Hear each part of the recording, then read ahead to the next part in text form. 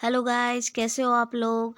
आशा करते हैं आप लोग सब अच्छे होंगे और अच्छे से पढ़ाई कर रहे होंगे अपने एग्ज़ाम्स के लिए और आपकी तैयारी अच्छे से चल रही होगी। तो हमने नई सीरीज एक शुरू की है महत्वपूर्ण ऑर्गेनाइजेशन का। तो हम लोग हर दिन एक नए संगठन के बारे में जान रहे हैं। तो आज हम लोग उसी सीरीज में एक नया चैप्टर जानेंगे जिसको आज की क्लास में हम डिस्कस करेंगे। तो क्लास शुरू करने से पहले आपको बता दूं कि अगर आपको वीडियो अच्छी लगे तो प्लीज़ इसको लाइक और सब्सक्राइब कर दीजिएगा। और अगर आपको इस क्लास का पीडीएफ चाहिए तो आप मुझे टेलीग्राम चैनल पर फॉलो करके करंट अफेयर बाय नेहा पर इसका पीडीएफ भी ले सकते हैं। तो चलिए क्लास शुरू करते हैं। आज का चैप्टर है एजेंडा 21, जो आज के वर्तमान समय में बहुत ही चर्चित विषय रहा है। और यूएन के जितने भी सेशन हुआ है उन सब में भी इसके ऊपर काफ़ी चर्चाएं हुई है और देश भर में इसकी चर्चाएं होती आ रही है। तो आज हम इसी के बारे में डिटेल्स में जानेंगे। तो आज हम लोग इसके बारे में पूरी जानकारी रखेंगे और इसी तरह आप नोट्स भी बनाएंगे ताकि आपको याद करने में आसानी हो। तो चलिए शुरू करते हैं।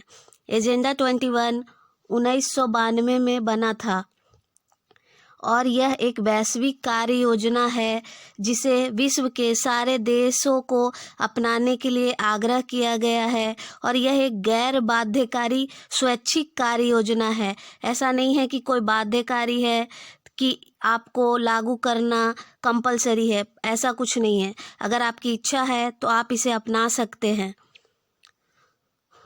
और यूएन ने भी इसे अपनाया है और यूएन के जितने भी देश हैं वो उन लोगों ने भी इसे अपनाया है।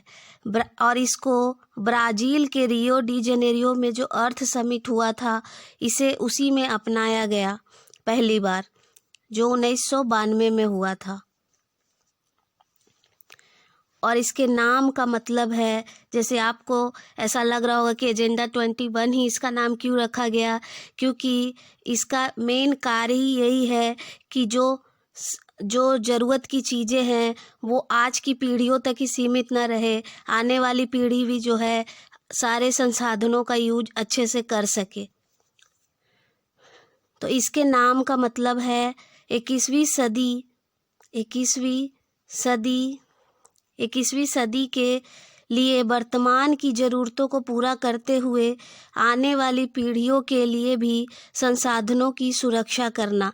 ये बहुत ज़रूरी हो गया है कि हम जो संसाधन यूज कर रहे हैं उसका दोहन न करें, बल्कि उसको एक सतत तरीके से यूज करें ताकि आने वाली पीढ़ियों को भी इन सब संसाधनों को यूज करने का मौका मिले और वो भी इस योजना के तहत आगे की पीढ़ियों के लिए संसाधनों की बचत कर सके। और इसका पहला मुख्य उद्देश्य है सतत विकास। सतत विकास से अर्थ है कि जो हम पर्यावरण से जो भी संसाधन पाते हैं उसको हम लोग सस्टेनेबल तरीके से यूज करें, यानी कि उसको रीयूज भी करें ताकि आने वाली पीढ़ियों के लिए भी कुछ बच सके। जैसे पर्यावरण की रक्षा करना, गरीबी और बीमारी को ख़त्म करना, आर्थिक विकास पर ध्यान देना। और इसका दूसरा है वैश्विक सहयोग, मतलब आपस में सहयोग की भावना रखना। और ये जो विश्व में हर कोई युद्ध के ही मूड में रहता है, हमेशा कोई ना कोई एक दूसरे से भिड़ा रहता है। जैसे कि आप देख रहे हैं कि रूस यूक्रेन पे 2 साल से भी ज़्यादा हो गए हैं और अभी भी युद्ध जारी है। तो इन सब चीज़ों को रोकना इस योजना का और इस एजेंडा 21 का लक्ष्य है, मुख्य उद्देश्य भी है।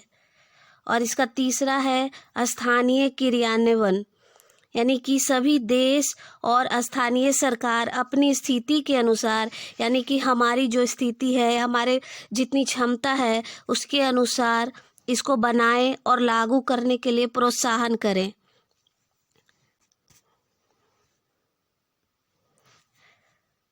इसके आगे और जानते हैं कि इसके कार्यान्वयन और प्रगति क्या क्या है। तो इसके 2 हैं मुख्य जो है इसके कार्य संचालन के लिए सतत विकास आयोग का गठन किया गया था। सतत विकास का गठन इसीलिए किया गया ताकि इसके ऊपर अच्छे से समीक्षा की जा सके और ये कहाँ अच्छे से इम्प्लीमेंट हो रहा है इस पर भी ध्यान दिया जा सके।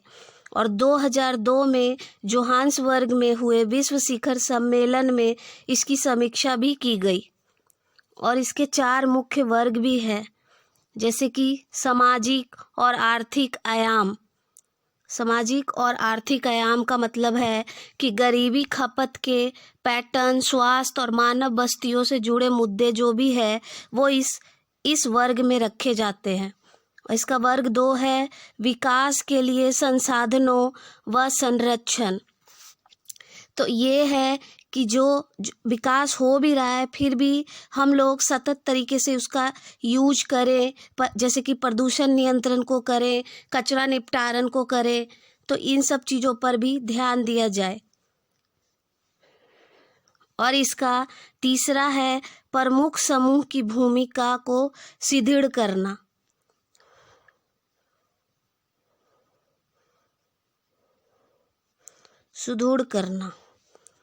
भूमिका को सुदृढ़ करना और इसमें बच्चों, युवाओं, महिलाओं और संगठन को जोड़ना इस वर्ग के तहत रखा जाता है। और इसका चौथा वर्ग है कार्य के साधन, कार्यान्वयन के साधन, यानी कि विज्ञान, प्रौद्योगिकी, हस्तांतरण, शिक्षा और वित्तीय तंत्र, इन सब को यूज किया जाए, लेकिन सब सतत तरीके से, मतलब कि रीयूज की तरह से किया जाए।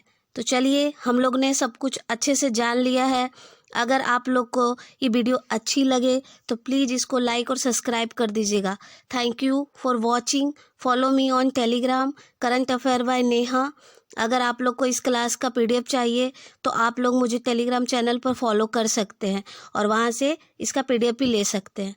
चलिए, फिर मिलेंगे अगले क्लास में। बाय। अच्छे से पढ़ाई करते रहिए।